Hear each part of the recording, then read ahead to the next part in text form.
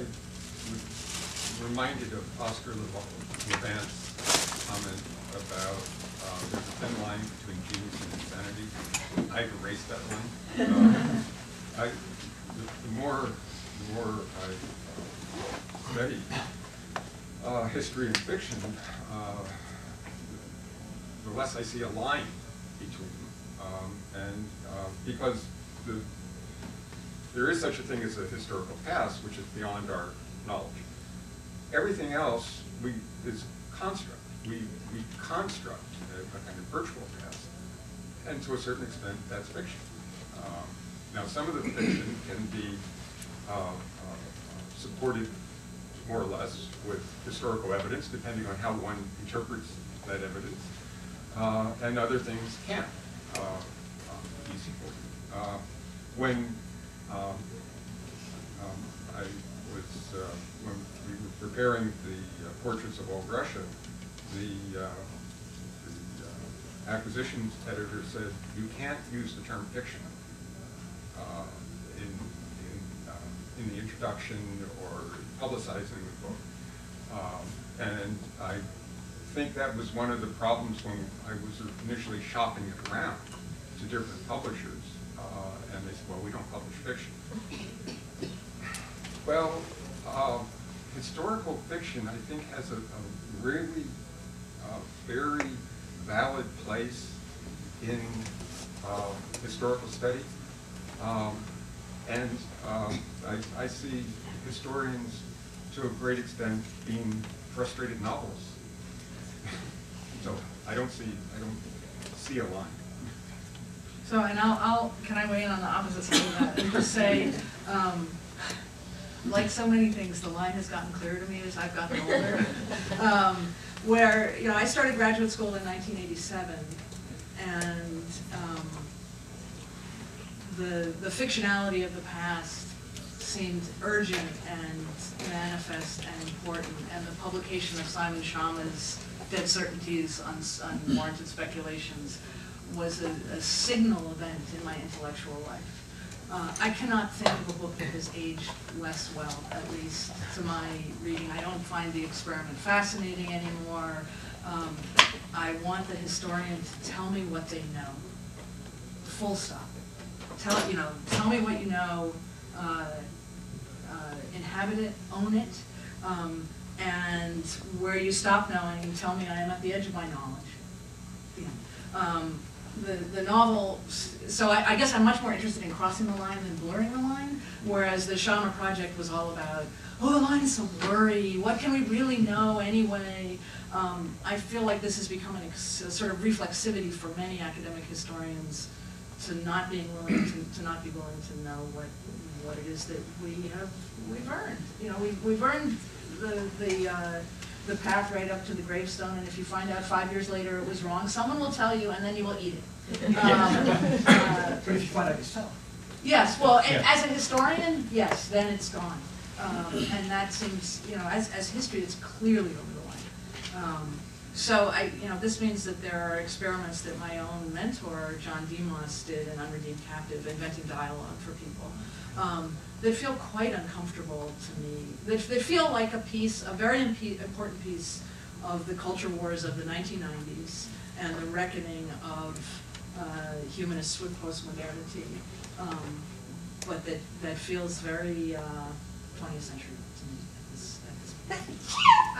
I really get, the books I just want to shred up into the cat litter box are the books that purport to be nonfiction, and then you get to the end and there's a little disclaimer saying that names, dates, places, and certain events have been reshaped to fit the folk, but that the essential truth makes it a nonfiction. And the first, I think, egregious example of that was Midnight in the Garden of Good and Evil, which stayed on the non-fiction list of the New York Times. And I think everything that happened to that paper subsequently was the curse that they brought down.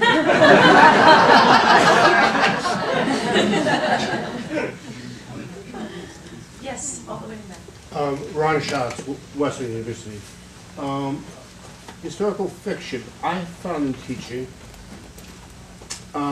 short stories as opposed to novels, and especially short stories written at the time, would be great documents for teaching.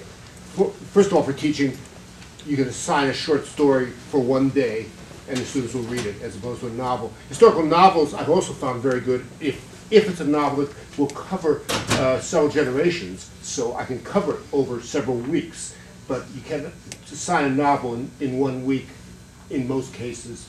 But, you know, Out of This Furnace worked very well. The novel about the steel workers in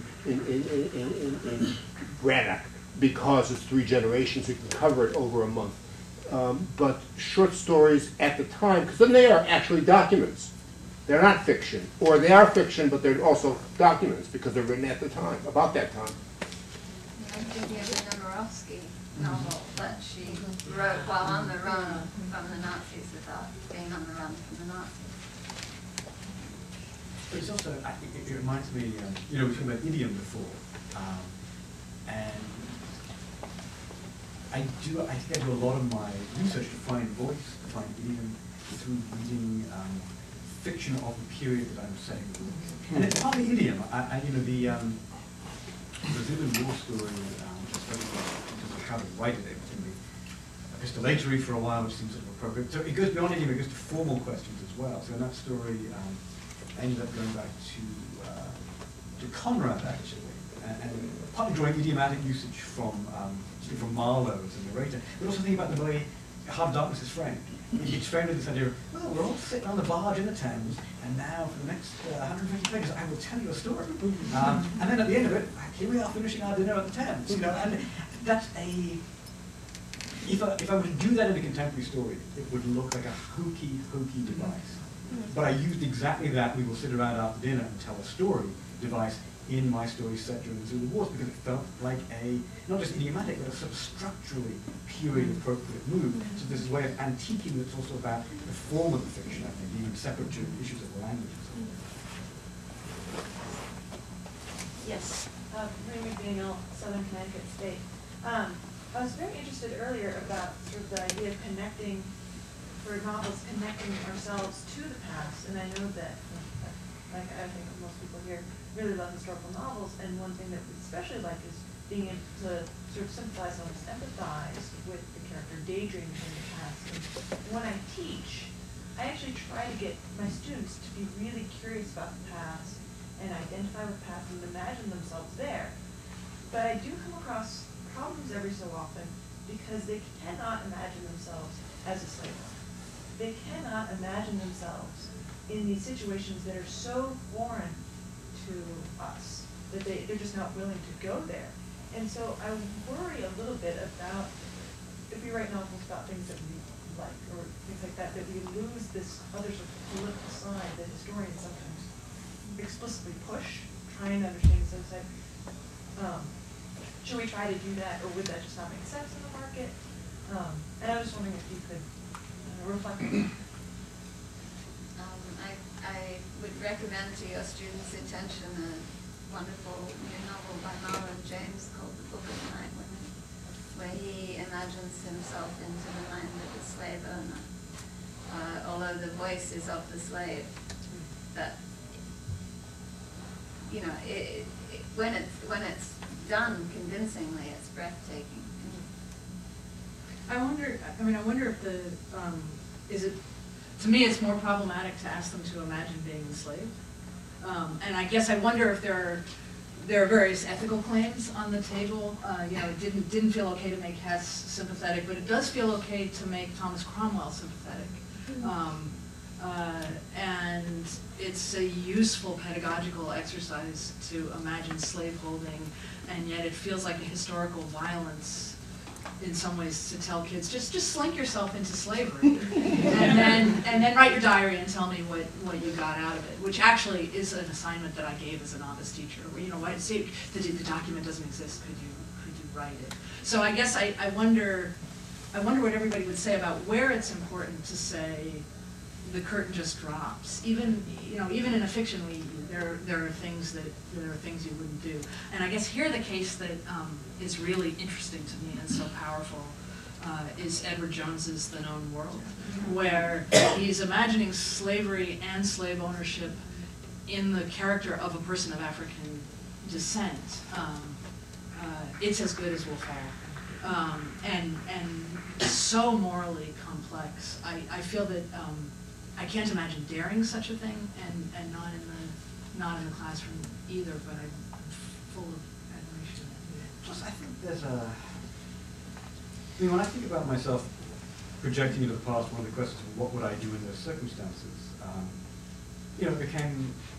And I don't think this is just true for me and my World War II novel. I mean, part of the story is told from the point of view of German prisoners of war, so part of the question is, what is it like to be somebody who fought for that regime, particularly at the end of the war? I mean, one of the things that happens to the prisoners is they are now, at the end of the war, being shown the newsreel footage of the liberation of Belsen. What's it like to have been that person? So what is it like to have been in that war? Which I think is the moral and ethical question we all ask ourselves. What would I have done in Hitler's Germany? I think that's a hard question to answer, of course. I think it has potentially contemporary political resonance in a certain way. But I think there's an undying fascination with what would I have done if faced with a significant moral test like that. And I think that's a way of approaching a question like that. I also think there's a writer, I occasionally teach a class, or it's a module in the class, for my younger writers called Writers Behaving Badly. Because there is a tendency, I think, for young writers especially to, partly because they're writing about characters close to themselves, but also because they have so assimilated our social rules of decent behavior, that their characters are very decent, behave very appropriately, and really not very interesting, frankly. I mean, they're very little drama, they're very ready to initiate, they're occasionally victims passively of something happening to them, but they don't do things that are bad. That's one of the wellsprings of interesting fiction. So that fascination with good people doing bad things, right? They simplify it in fundamental ways. That's one of the places I come to fiction from. I'm going to add something here. I don't think that there should be any lines. I mean, I think that I don't think there should be any historical characters who should be off limits for us to try to imagine being, whether slave owner or slave owner. I think that that's always going to be useful. But I think the danger is, and I think the reason it's so hard and the possible danger is that we are afraid of how people are going to react to what we do. So I think it's probably more likely that students can imagine being slave owners because they have an ethical block, right? I don't want to go there. But I think pushing ourselves to go there, and that's what historians do anyway, but I think pushing ourselves to go there in fiction is just as valuable. And of course, I'm thinking of the Eisenstein example because it's pretty much what I think about. He wanted to understand how Ivan the Terrible went from being a positive revolutionary character to being a mass murderer. And he was being commissioned to make this film by Stalin, who had a similar experience. And it was a complicated project, but he was so interested in understanding Ivan the Terrible as a human being, something which revisionist historians really only did 30, 40 years later in reference to Stalin, that his film was criticized by people outside the Soviet Union for most of its life. Did Stalin top him in the end? Forgive my ignorance. Did he top him? Yeah. No. In the end, no. Well, it depends how you interpret that. He died of a heart attack. Yeah, I died of a heart attack in 1948. His life was extremely stressful.